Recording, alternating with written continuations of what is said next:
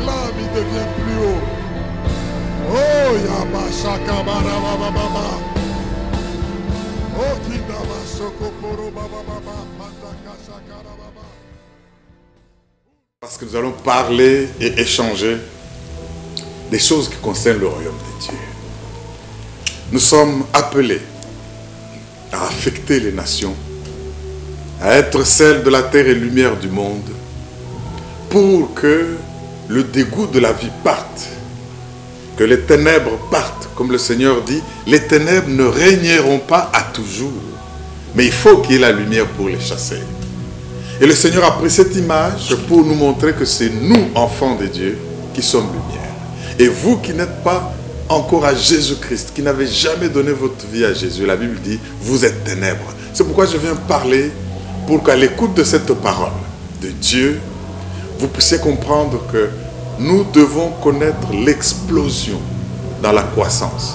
La croissance de l'Église, la croissance de nos activités, de nos affaires, de notre santé, la croissance de tout ce que nous entreprenons.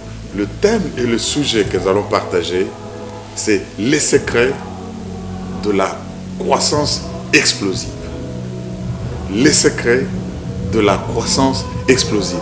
Vous ne pouvez pas, si vous n'explosez pas, libérer les nations. Mais par contre, vous allez disparaître. Mais quand Dieu dit soyez féconds, multipliez, c'est parce qu'il sait que c'est dans la multiplication, c'est-à-dire l'accomplissement rapide de vos objectifs que vous allez impacter les nations. La Bible dit, quand les justes se multiplient, le peuple est dans la joie. Et quand les méchants croissent et dominent, le peuple gémit. Il est temps que nous puissions demander à Dieu une croissance explosive. Mais pour cela, il y a des secrets. Suivez ce message et je crois que vous serez passionnés de servir Dieu. Suivons. Au nom de Jésus. Veuillez vous asseoir, bien-aimés, dans la présence du Seigneur, le roi des rois. Laissez-moi vous dire que quand vous l'honorez, le Seigneur ne reste pas indifférent. Il est celui qui est au contrôle de toutes choses. Et la parole de Dieu nous dit qu'il règne et siège au milieu des louanges de son peuple. Amen. Amen. Nous sommes dans cette année où Dieu veut que nous puissions parler de la libération de nations par l'Église. Et tout ce qu'il nous a montré depuis le premier jour de cette année jusqu'à ce jour, c'est des éléments tels que quand nous allons les comprendre, les intérioriser et les mettre en pratique, le salut entre parmi son peuple. Et ce mois, le Seigneur veut que nous puissions parler de la croissance explosive. Vous savez, mes frères et sœurs, j'aimerais insister là-dessus. Vous ne pouvez pas être toujours minoritaire et délivré. Mais c'est en augmentant, comme nous avons vu depuis la Pentecôte. Quand l'Église était née, sous la puissance du Saint-Esprit. Parce qu'effectivement, célébrer la Pentecôte, c'est célébrer l'anniversaire de l'Église. Depuis que le Seigneur a soufflé en disant recevez l'Esprit, c'est le moment où ils se cachaient, ils étaient comme un embryon qui doit commencer. Et quand il apparaît avant de monter au ciel, il leur dit restez à Jérusalem jusqu'à ce que vous recevez une puissance. Le Saint-Esprit survenant sur vous, vous serez mes témoins. Mais le témoin pourquoi? C'est pour la croissance. Le témoin pour que les gens entendent, qu'ils soient convaincus de ce qu'ils entendent, qu'ils voient les signes et prodiges qui accompagnent ceux qui ont cru et qu'ils adhèrent. Et qu'il vous demande, hommes frères, que devons-nous faire? Qu'ils se répandent et qu'ils viennent. Et jusqu'aux extrémités de la terre, ça parle de la croissance. Ça parle de l'augmentation. Pharaon a eu peur d'Israël en disant, regardez, ce peuple devient nombreux. Il devient menaçant. Il peut s'allier à nos ennemis et nous attaquer. La croissance, c'est ce qu'elle peut faire. Parce qu'elle devient irrésistible. Même devant les portes de l'enfer. Quand on dit que la graisse fait éclater les joues, l'onction fait éclater le joug. Ça veut dire que la graisse, qui est une croissance de santé puissante, fait que ce qui vous serrez au cou ne tient plus. Et cette croissance fait tout exploser. Et quand le Seigneur donne la terre à Israël, il dit, je ne chasserai pas tous les ennemis et les bêtes de sauvages. Je ne chasserai pas tous ces ennemis parce que vous êtes encore moins nombreux. Parce que quand les bêtes sauvages vont venir, ils risquent de vous dévorer. Il attend que vous puissiez croître. Donc j'aimerais que nous puissions être conscients de cela. C'est la raison d'être de l'onction. Et c'est de cette manière que nous devons libérer. Le Seigneur ne dit-il pas dans la parole, quand les justes croissent, se multiplient à tous les niveaux, dans tous les domaines, le peuple est dans la joie. La croissance apporte cette joie. Mais quand le méchant, c'est lui qui fait la croissance, le peuple gémit. Je voudrais que nous puissions ne pas nous contenter du statu quo, mais de vouloir voir les enfants de Dieu augmenter en nombre et dans tous les domaines de la société. Et c'est de cette manière que nous allons libérer. Dieu veut qu'il en soit ainsi. Mes frères et sœurs dans le Seigneur, nous avons vu la fois dernière que les secrets de la croissance, le premier secret, le grand secret de la croissance, la clé de la croissance, c'est le Saint-Esprit. Aidez-moi à acclamer le Seigneur Saint-Esprit en ce lieu. Alléluia. C'est le Saint-Esprit. Acclamez-le. Il est présent. Il est là, il est présent, il est ici. C'est une personne qu'il ne faut pas attrister, mais qu'il faut rendre heureux. Vous ne la voyez pas, mais elle est là, cette personne. Alléluia. Est-ce qu'il ne peut pas pousser le cri de joie? Merci, cher Saint-Esprit. Merci, cher Saint-Esprit. Amen. Amen. Il est là et il va vous faire beaucoup de bien. Lui, l'auteur de la croissance. Nous ne pouvons jamais rien faire sans lui, sinon c'est vous à l'échec. Désirons-le, bien-aimé. Connaissons-le. Améliorons nos relations avec lui. Il est là pour notre croissance matérielle, numérique, qualitative, notre progression à tout point de vue. Dieu bien-aimé n'est pas un Dieu de négation, c'est le Dieu de multiplication. Et c'est pour cela que le Seigneur nous enseigne et nous révèle ces choses,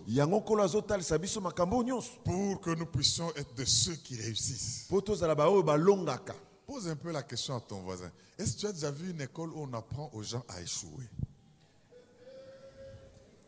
Tu vas à l'école juste pour étudier comment échouer.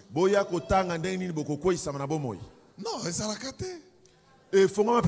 Mais on doit vous apprendre à augmenter. La Bible dit, soyez féconds et faites quoi? Multiplier. Et Dieu voudrait que nous puissions être conscients de cela. Nous avons vu la fois dernière que tout commence à la Pentecôte.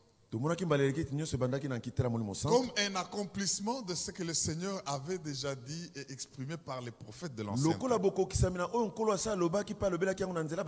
Et quand le Saint-Esprit est venu, on a vu deux grandes choses.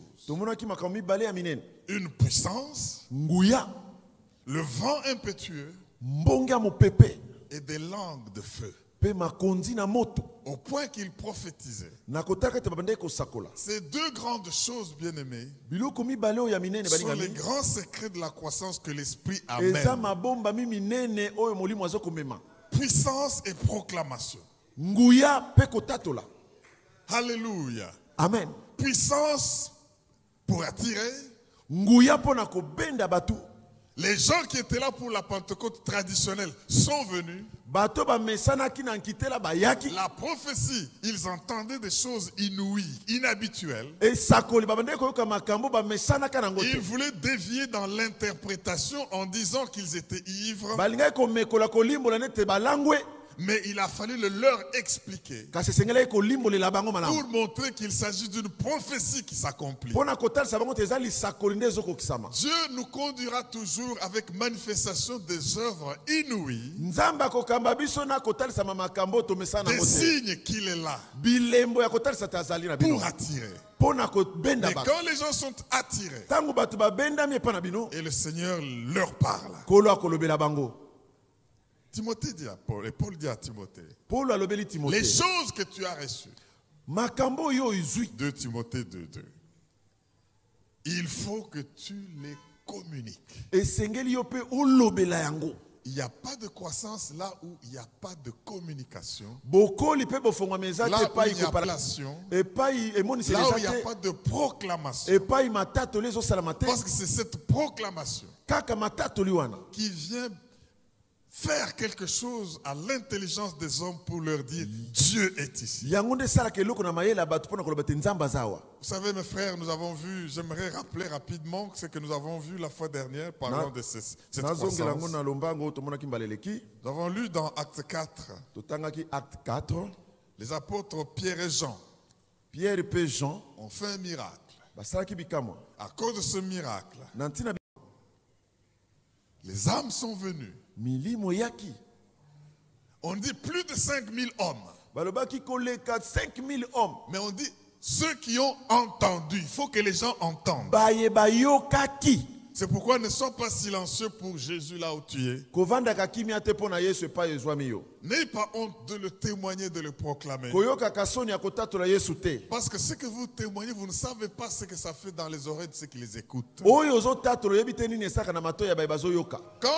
Paul a témoigné et que les gens étaient restés incrédules, la Bible nous dit dans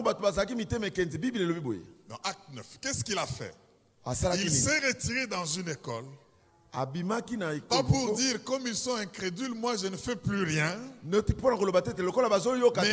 qui ont cru l'ont suivi et pendant 3 ans. Il a enseigné. Il a proclamé. Il a chassé l'ignorance. Et c'est de cette manière-là qu'il produit les autres qui vont continuer la proclamation. Ce que tu as reçu de moi, enseigne-le aux hommes dignes de confiance, qui soient capables à leur tour d'enseigner aux autres. C'est ça le grand secret de la croissance. Nous avons dit ceci. La croissance, quand le Saint-Esprit agit, la puissance de l'Esprit plus l'obéissance au Saint-Esprit égale croissance de l'Église. L'obéissance à l'Esprit et à sa puissance, c'est ça qui produit la croissance. Et nous avons aussi dit ceci. Les règles de la croissance nous enseignent que la croissance dépend de quoi vous enseignez et à qui vous l'enseignez. Particulièrement pour dire les 120 qui étaient dans la chambre haute. C'était des suiveurs de Jésus qui sont devenus des meneurs pour Jésus. Des suiveurs de Jésus deviennent des meneurs d'hommes pour Jésus. C'est ainsi qu'il disait, venez, je vous ferai pêcheurs de poissons. Mes frères dans le Seigneur, tout celui qui suit Jésus comme toi et moi, nous devons devenir les meneurs d'hommes pour Jésus. Et c'est en menant les hommes que la croissance arrive. Et nous avons dit qu'il y a un principe qui est le suivant. Plus vous produisez des meneurs d'hommes à l'église, plus vous produisez des suiveurs de Jésus à l'église. C'est pour cela, mes frères et sœurs, il faut que notre leadership soit soutenu par l'Esprit Saint. Parce que si vous gagnez des meneurs, des hommes influents, vous gagnez avec eux tout ce qu'ils influencent. Je reprends. Si vous gagnez des hommes influents, et que comme Paul vous dit à Timothée, enseignez aussi qu'ils aillent influencer. Tous ceux qui sont sous leur influence, vous les avez gagnés. Demande un peu à ton voisin là. Tous les hommes sur qui tu as l'influence, pourquoi ils ne te suivent pas à l'église? Toutes ces personnes-là, sur qui tu as l'influence, pourquoi n'exerces-tu pas ton influence pour les amener à l'église? Amen. Amen. Il faut comprendre que cette influence-là, tu ne l'as pas pour rien, tu l'as pour la croissance de l'église. Est-ce que quelqu'un peut dire Amen? Amen. Je veux que vous obéissiez à l'esprit. Parce que la puissance de l'esprit plus l'obéissance à l'esprit égale croissance. Et nous avons aussi vu, bien-aimés, que tout cela part d'une unité. Parmi le peuple de Dieu, ils étaient dans la chambre haute, tous dans un seul lieu, ensemble. Nous devons détruire et détrôner toute cause de désunion et de séparation et de division. Autrement, l'église primitive n'allait pas tenir. Un royaume divisé contre lui-même ne peut pas tenir. Et le secret de l'ennemi, quand il sait ça, c'est diviser pour régner. Il vient, il vous déstabilise et alors vous ne pouvez pas croître. Est-ce que quelqu'un m'entend pour dire Amen? Amen. Aujourd'hui, Dieu voudrait que pour le secret de la croissance, en sachant que l'auteur, c'est le Saint-Esprit, nous allons voir les paramètres de l'église primitive qui ont été à la base de la croissance de l'église. Et comme nous commençons le mois de prière, nous devons mettre ces choses en pratique et Dieu va nous faire propulser. On a parlé de 12 groupes où chacun doit s'inscrire dans au moins un, si pas beaucoup de groupes. Mais tous les jours impairs, lundi, mercredi, vendredi, lundi, mercredi, puis vendredi, nous venons en plénière pour intercéder, prier. Ça, c'est tout le monde, sans que ce soit question de groupe. À partir du mois de septembre. Et le Seigneur nous y prépare parce qu'il nous montre un grand avenir pour le peuple de Dieu.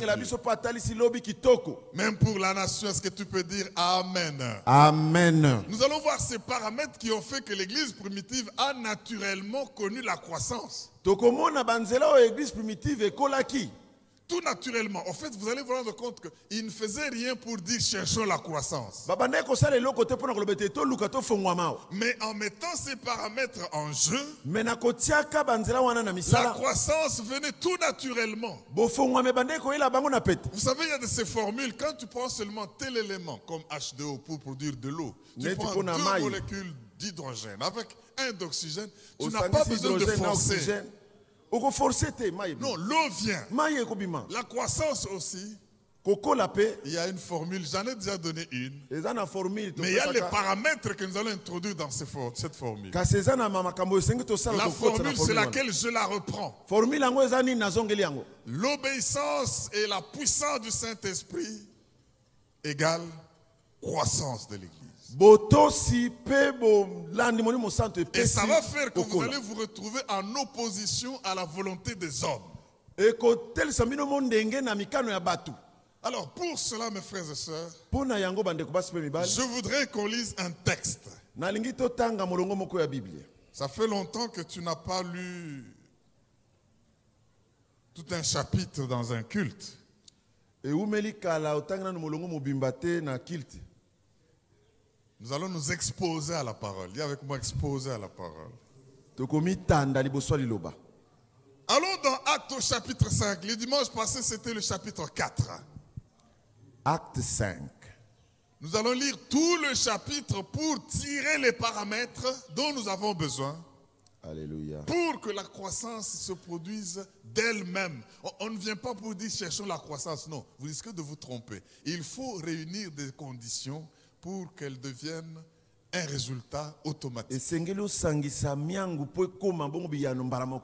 Et cette croissance, même dans vos entreprises et vos affaires, ce principe s'applique. Est-ce que tu peux dire Amen? Amen. Acte 5, il n'y a que 42 chapitres. Qu'est-ce que quelqu'un peut dire Amen? Amen. Mais un homme nommé Ananias, on dit mais pourquoi? Parce qu'au chapitre précédent, chapitre 4, on dit Joseph surnommé par les apôtres Barnabas, ce qui signifie fils d'exhortation, lévite originaire de Chypre. Je suis au chapitre 4, les derniers versets 36-37. Vendit un champ qu'il possédait, apporta l'argent et le déposa aux pieds des apôtres. 5. Mais un homme nommé Ananias avec Saphira, sa femme, vendit une propriété et retint une partie du prix. Sa femme le sachant, puis il apporta le reste et le déposa aux pieds des apôtres. Pierre lui dit, Ananias, pourquoi Satan a-t-il rempli ton cœur? Bien-aimé, l'argent et Satan, à un moment donné, c'est compliqué. Au point que tu montes au Saint-Esprit.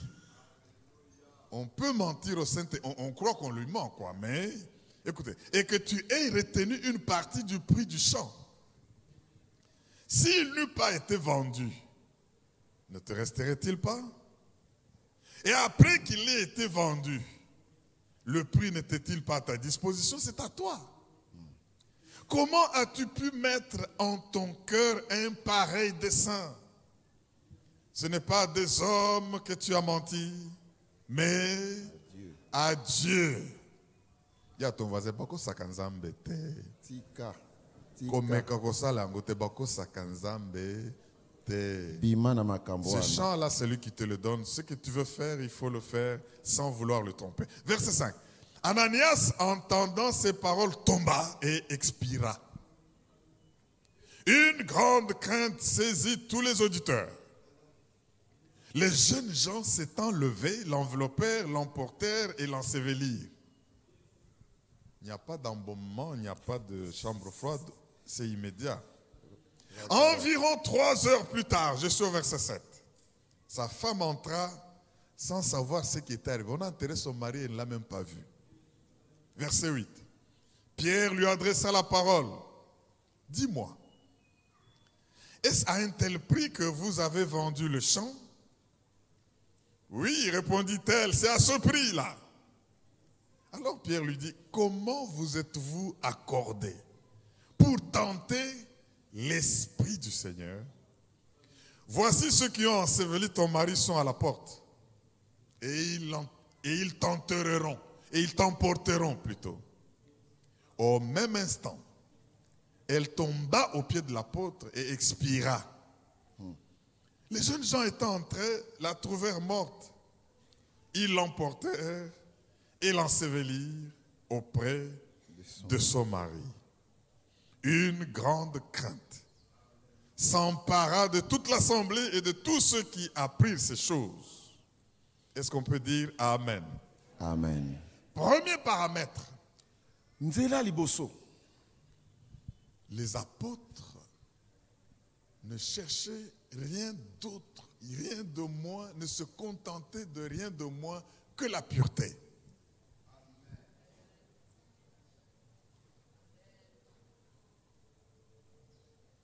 Prie pour que le pasteur trouve la traduction. Je dis ceci. Premier paramètre, et ce sont des P. Les apôtres ne se contentaient de rien de moins que la pureté.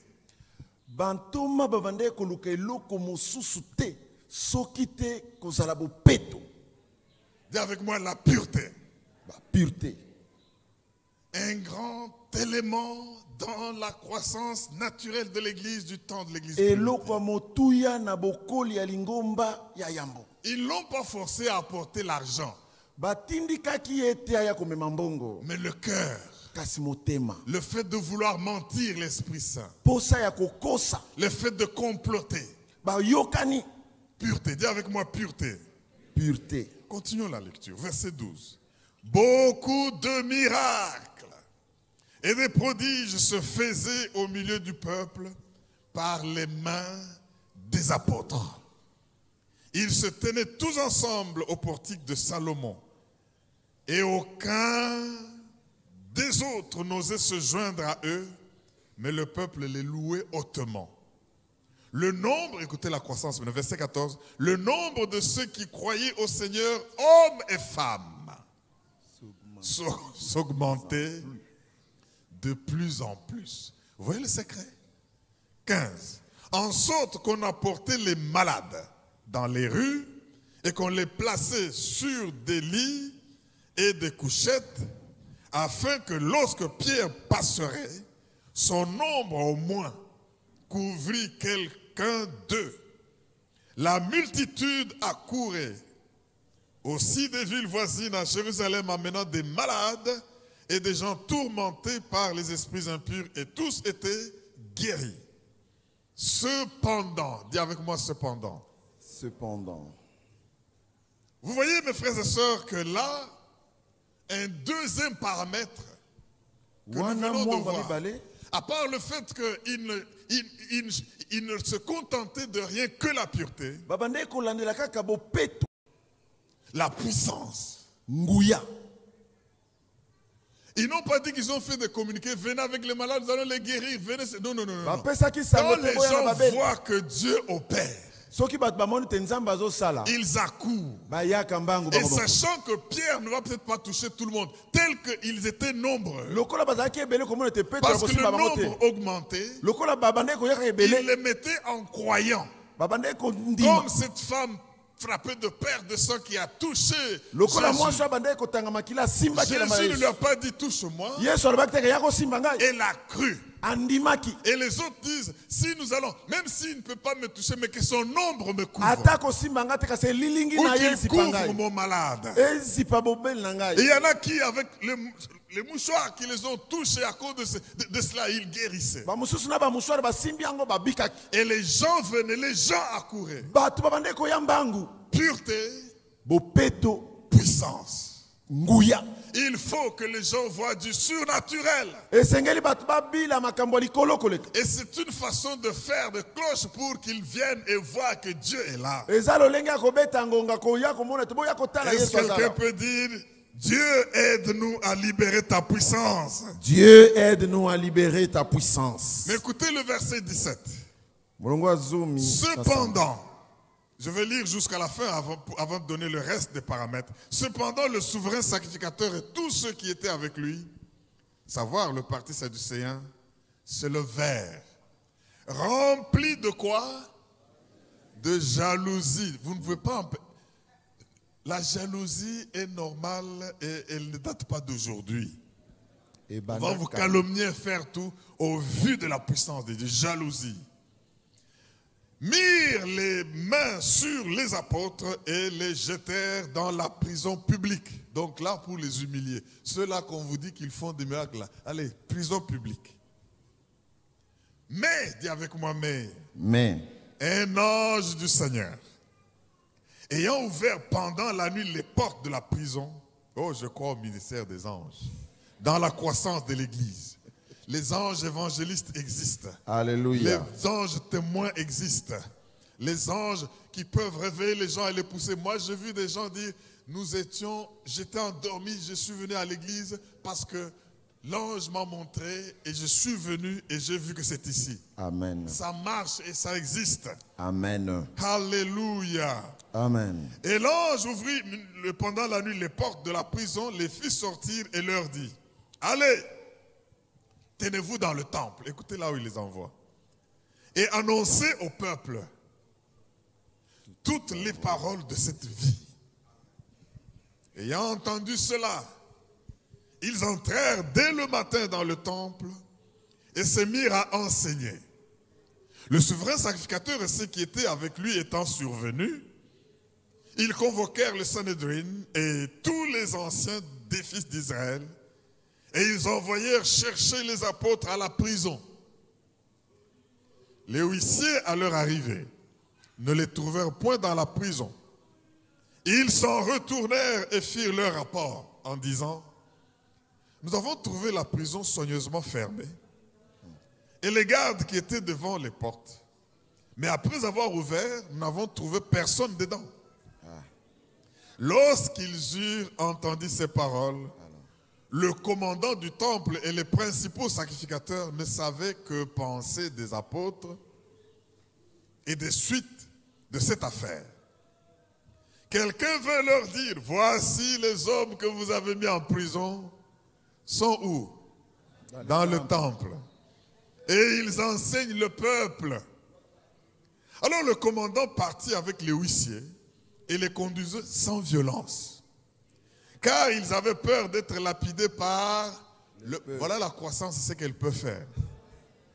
Après qu'ils les eurent amenés en présence du Sanhédrin, le souverain sacrificateur les interrogea en ces termes.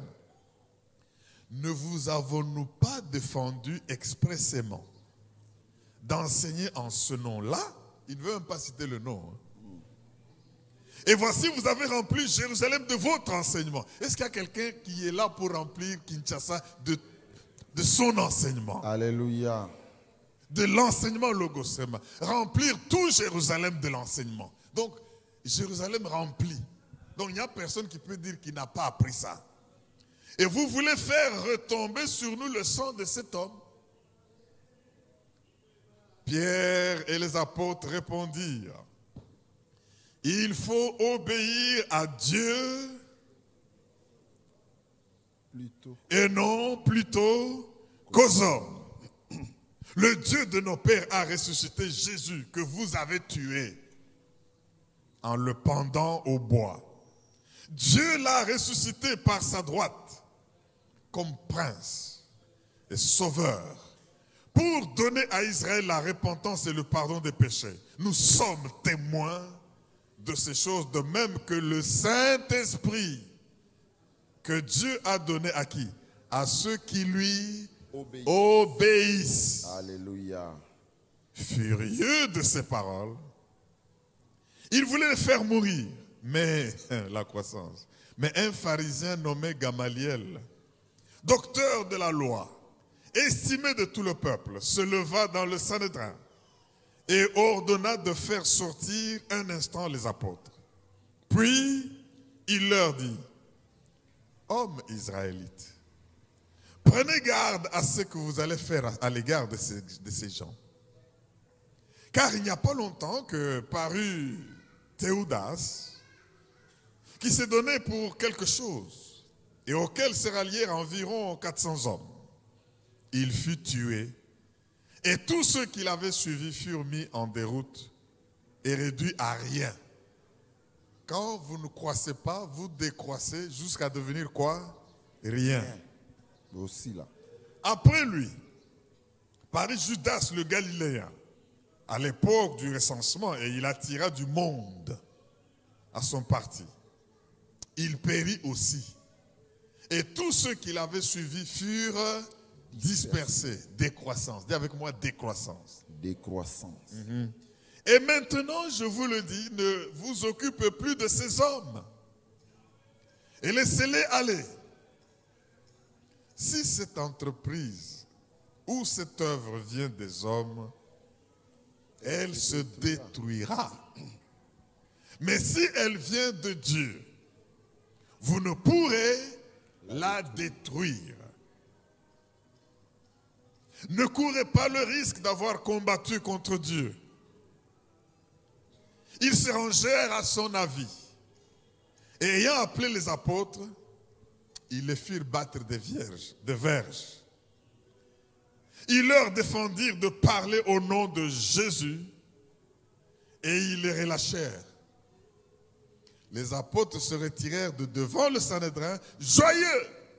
Joyeux de quoi? D'avoir été jugés dignes de subir des outrages pour le nom de Jésus. Quand vous subissez les outrages pour le nom de Jésus, c'est une dignité. Ils étaient joyeux, joyeux. On les a frappés, mais ils sont joyeux. Et chaque jour, dans le temple et dans les maisons, ils ne cessaient d'enseigner et d'annoncer la bonne nouvelle de Jésus-Christ. Quelqu'un acclame la parole de Dieu. Amen. Quelqu'un pousse les cris de joie. Alléluia. Alléluia. Amen. Oh Seigneur, merci de nous juger dignes d'être outragés à cause de son nom. Bien-aimés dans le Seigneur, je vais donner rapidement de ce texte 7 paramètres pour que la croissance explosive soit naturelle. Nous avons vu la pureté. Ne pas se liguer pour désobéir et mentir à Dieu en quoi que ce soit. Tu ne veux pas avec ta chose, plutôt que de ne pas vouloir me dire que tu veux et mentir. Parce qu'on peut prétendre mentir à l'esprit, à Dieu, mais on ne le ment pas à la vérité. Bien-aimés, ces hommes de l'église primitive, la croissance était devenue naturelle parce qu'ils ont pratiqué 4 choses. L'obéissance, l'engagement, les bonnes relations et la foi. L'obéissance, l'engagement déterminé, les bonnes relations entre eux et la foi. Partout où ces choses se trouvent, la croissance vient automatiquement. Bien-aimés dans le Seigneur, je voudrais que nous soyons des meneurs, des leaders, de manière à ce que nous puissions voir le Seigneur nous permettre d'avoir ces ingrédients qui produisent la croissance en tout. Premièrement, la pureté, je l'ai dit. Deuxièmement, la puissance. Bien-aimé, il faut que la puissance devienne modélisée pour attirer les gens. La croissance, nous l'avons dit, vient quand vous débloquez l'habituel pour l'inhabituel au milieu du peuple de Dieu. Ce n'est pas une puissance pour juste vous montrer que vous êtes puissant, mais pour répondre aux besoins des gens. Ils accouraient, mais avec des besoins, et la puissance de Dieu les résolvait. Troisième paramètre, la persécution. Dans le verset 12 que nous venons de voir, quand la main de Dieu va agir, le succès populaire qui va en découler, la jalousie va provoquer les oppositions. Mais Dieu permet l'opposition pour nous fortifier, pour que nous puissions nous installer dans nos convictions.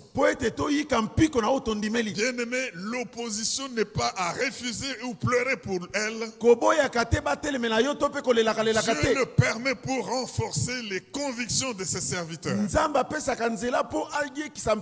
Quatrièmement, c'est la proclamation. Ils n'ont cessé de proclamer le nom de Jésus. Ils n'ont cessé de déclarer leurs convictions. Nous avons vu que les disciples, les apôtres proclamaient vivement le message. Il ne faut pas que ce que Dieu te révèle et te met à cœur, tu ne puisses pas le faire avec vivacité. Ils ont proclamé malgré la persécution. Et cinquièmement, les priorités. Vous savez, c'est pour cela que quand on commençait à les embrouiller avec les distributions de tables, ils ont fait établir les diacres. En disant, nous allons nous consacrer à la parole et à la prière. Bien aimé, quand vous avez des priorités, ça vous facilite la prise de décision.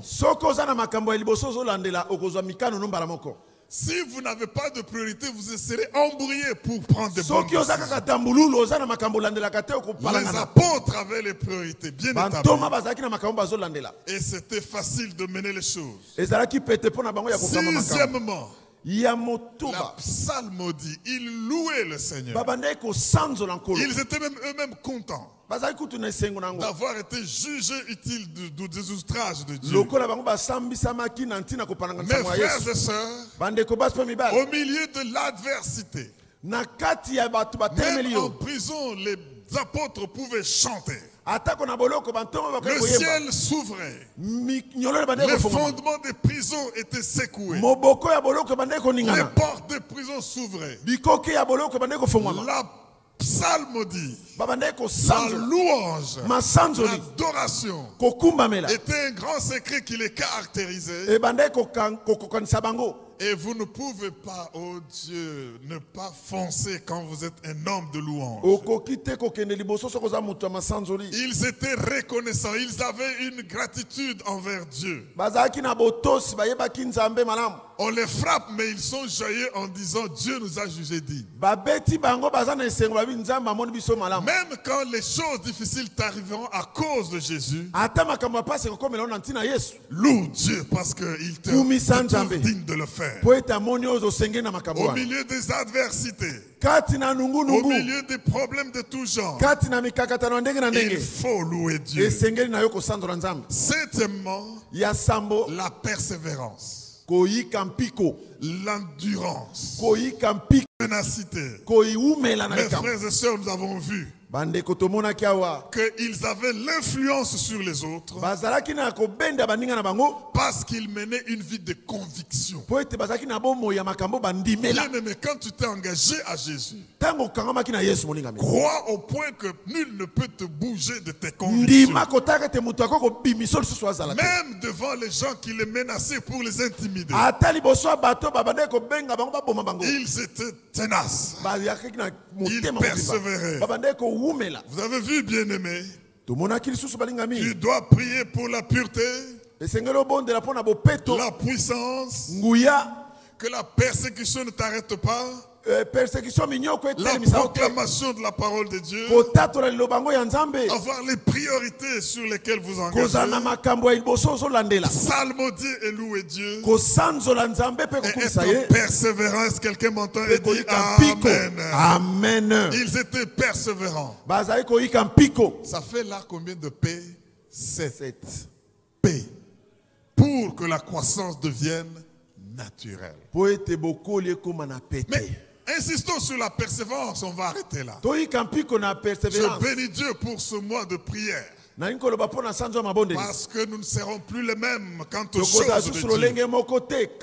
Écoutez ce que Acte nous dit. Acte chapitre 2, verset 39 à 47. Acte 2, 46 à 47. Acte 2, 46, 47, celui qui a trouvé dit Amen. Amen. La Bible dit ceci. Ils étaient chaque jour tous persévérants, assidus au temple. Ils rompaient le pain dans les maisons Et prenaient leur nourriture avec joie et simplicité de cœur. Faisant quoi? Louant Dieu et trouvant grâce auprès de tout le peuple. Écoutez la croissance. Et le Seigneur a ajouté. Alléluia. Pas un jour de moins qui passe sans qu'il y ait quelqu'un ajouté. Ajouter chaque jour à l'église ceux qui étaient sauvés. Est-ce que tu peux dire Amen? Amen. Bien-aimé, c'est l'église, c'est le Saint-Esprit, c'est le Seigneur qui est l'auteur de la croissance. C'est lui qui ajoute. Mais il ajoute dans une atmosphère que l'église crée. Ils étaient persévérants. Mais vous savez cette persévérance, j'aimerais vous dire une chose. La persévérance, si vous lisez Hébreu, il y a des secrets pour courir avec persévérance. Mes frères et sœurs, la vie est une course. Pendant que tu es en train de vivre, tu es en train de courir dans ton destin. Mais il faut t'assurer que tu es persévérant. Tu es endurant dans ce que tu fais. Les choses viendront pour te décourager. Les choses viendront pour que tu puisses douter de tes convictions. Les jalousies et les oppositions viendront pour t'intimider, même t'emprisonner. Mais si tu es persévérant, tu iras jusqu'au bout. Je peux vous donner rapidement 3 secrets à la base de la persévérance. Je les tire de Hébreu chapitre 12, les 3 premiers versets. Hébreu 12, 1 à 3. Hébreu 12, 1 à 3 dit quoi? Nous donc aussi, puisque nous sommes environnés d'un si grand nombre de témoins, déchargeons-nous de tout fardeau et du péché qui nous enveloppe si facilement. Courons dans la nouvelle carrière qui nous est ouverte. Les regards fixés sur Jésus, qui est le chef et le consommateur de la foi, qui en vue de la joie qui lui a été réservée a méprisé la honte. Et à cause de cela, il est maintenant assis à la droite de Dieu. Courons avec quoi? Avec persévérance. Mais voici 3 secrets à la persévérance. Pour être persévérant, il faut premièrement avoir la passion. Si tu fais quelque chose sans passion, tu vas lâcher. La quoi? La passion. Mais pour avoir la passion, il faut la poursuite d'un objectif. Dis avec moi, poursuite. Poursuite d'un objectif. L'objectif, c'est la mission que Dieu t'a donnée dans la vie. Donc, dès que j'ai l'objectif que je poursuis, j'en deviens passionné. Mais pour avoir la perception de l'objectif, il faut une bonne perspective. C'est-à-dire voir les choses comme Dieu les voit et non comme les hommes le voient. Alléluia. Amen. Quand les gens viendront pour me décourager, je suis passionné. Parce que je poursuis un objectif. Je poursuis cet objectif. Parce que j'ai une bonne perspective. Je vois les choses comme Dieu les voit. J'ai mon intelligence renouvelée. Et avec ça, je ne peux que être persévérant. Dis à ton voisin, aujourd'hui tu as trop de paix à retenir. Pour la passion, pour la persévérance, il faut passion. Pour avoir la passion, il faut poursuivre un objectif. Et pour poursuivre un objectif, il faut une bonne perception pour que cet objectif vienne de Dieu. Mes frères dans le Seigneur, il faut donc ceci pour être persévérant. Considérez-les, considérez-vous, considérez Jésus. Nous sommes environnés d'une nuée de témoins. Considérez-les. Les apôtres ont agi dans les actes des apôtres. Considérez-les. Quand vous les considérez, trouvez ce qu'il faut considérer pour vous. Eux, ils ont couru leur temps. Sache que c'est ton tour. Dieu n'a plus de Pierre et de Jean. Dieu n'a plus de Paul et des autres. Dieu n'a que vous maintenant dans le monde. Mais tu es environné d'une nuée de témoins. Considérez-les. Considérez-vous. Considérez Jésus. Nous courons. Environnés de témoins. Nous courons. Sachant que c'est notre tour, nous courons avec modèle Jésus.